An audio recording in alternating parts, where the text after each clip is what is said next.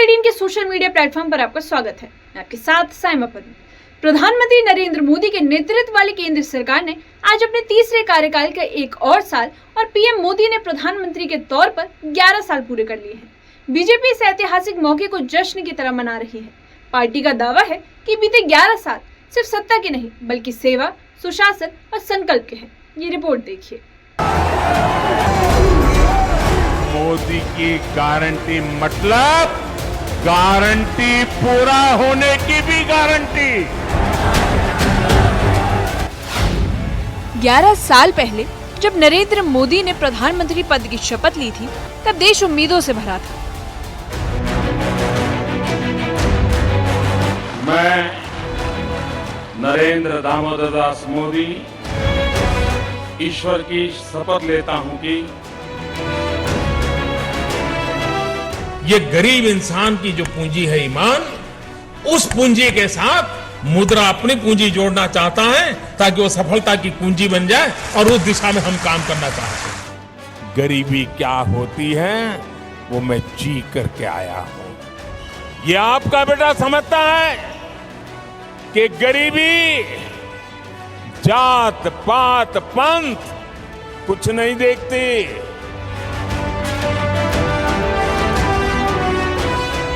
आज 11 साल बाद सरकार तीसरे कार्यकाल का एक साल पूरा कर चुकी है। बीजेपी इसे सेवा, सुशासन और संकल्प की 11 साल बता रही है।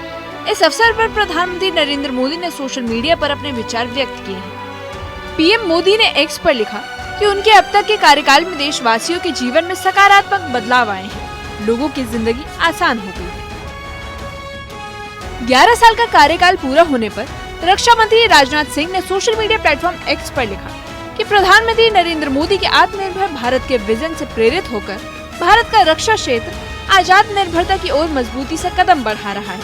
अब भारत गर्व के साथ दुनिया के शीर्ष 5 अर्थव्यवस्थाओं में खड़ा है और ये सिर्फ आर्थिक उपलब्धि नहीं बल्कि आत्मविश्वास की एक बुलंद पहचान है।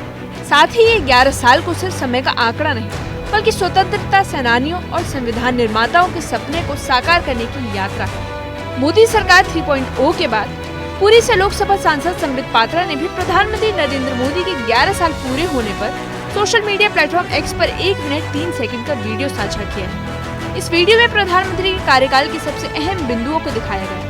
साथ ही पात्रा ने एक कविता की कुछ पंक्तियां भी शेयर की। उन्होंने लिखा कि अपने मन में लक्ष्य लिए, मंजिल अपनी प्रत्यक्ष लिए, हम तोड़ रहे हैं जंजीरें, हम बदल रहे हैं तस्वीरें। ये नवयुग है, ये नव भारत है।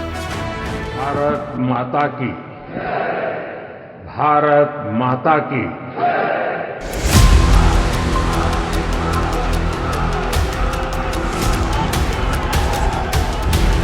A transformation of governance cannot happen without a transformation in mindset. Modi सरकार के 11 साल पूरे होने के अवसर पर बीजेपी अध्यक्ष जेपी नड्डा ने सरकार की उपलब्धियां गिनवाई।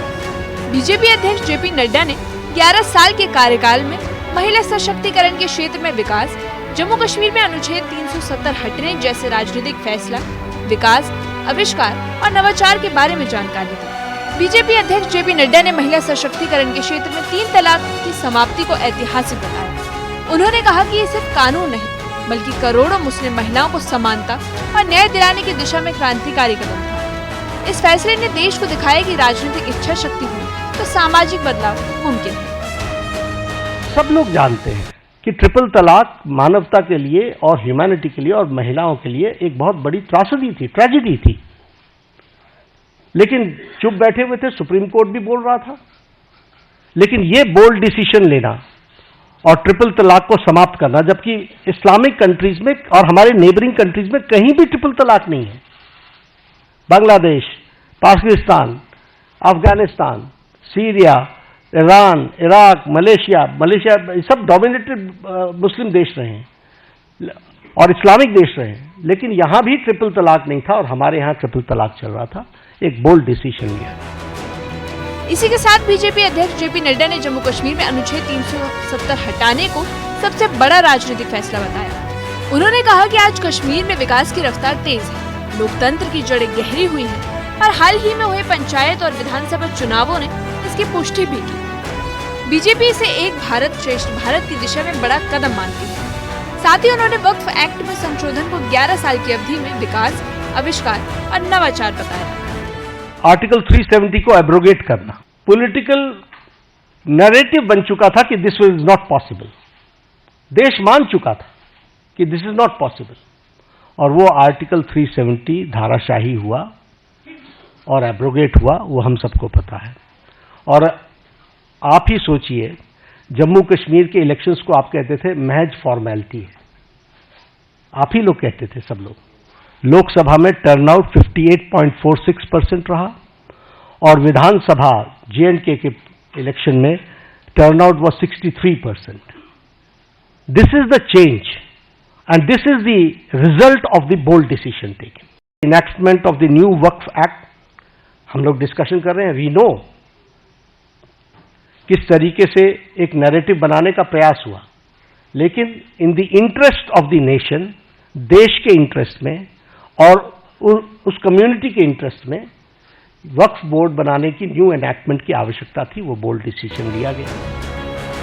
जहां एक और केंद्र सरकार के कार्यकाल के 11 साल पूरे हो चुके हैं, वहीं दूसरी ओर जम्मू कश्मीर में नेशनल कॉन्फ्रेंस के जम्मू प्रांतीय अध्यक्ष और पूर्व MLC एडवोकेट रतन लाल गुप्ता ने कई उम्मीदें जताई हैं।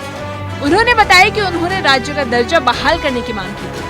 उन्होंने केंद्र सरकार को याद दिलाया कि वो पहले ही राज्य का दर्जा बहाल करने का आश्वासन दे चुके हैं और अब इस वादे को निभाने का समय आ गया है। हमारे असेंबली के अंदर रेजोल्यूशन हुआ, वो भी सेंटर को बताया, और ये बात सेंटर ने बजाते खुद ऑनरेबल प्राइम मिनिस्टर साहब और ऑनरेबल होम मिनिस्टर साहब ने on the floor of the house, जब 5 अगस्त 2019 को ये वाकया हुआ, तो उस वक्त उन्होंने प्रॉमिस किया था कि हम जम्मू कश्मीर को स्टेटहुड देंगे। देखिए, जम्मू कश्मीर नहीं बल्कि हिंदुस्तान के इतिहास में आप हिस्ट्री खोल के देख लीजिए, कभी नहीं हुआ कि आप स्टेट को यूटी बनाएं। तो उन्होंने ठीक कहा, ऑनरेबल चीफ मिनिस्टर साहब ने, कि ये आपने स्टेट थी हमारी, उसको आपने यूटी बनाया, डिमोट किया। वजह क्या था? प्रधानमंत्री नरेंद्र मोदी के नेतृत्व में केंद्र सरकार ने 11 सालों में जिन नीतियों, फैसलों और पहलों को लागू किया था, उनका असर अब देश के सामाजिक, राजनीतिक और आर्थिक ढांचे में साफ नजर आ रहा है। जहां सरकार इस दशक को सेवा, सुशासन और संकल्प की कहानी मान रही है, वहीं विपक्ष अब भी कुछ अहम मुद्दों पर जवाब चाहता है। सवालों और समाधान की इस राजनीतिक यात्रा में आने वाले साल और भी निर्णायक साबित हो सकते हैं। Bureau report, news 18।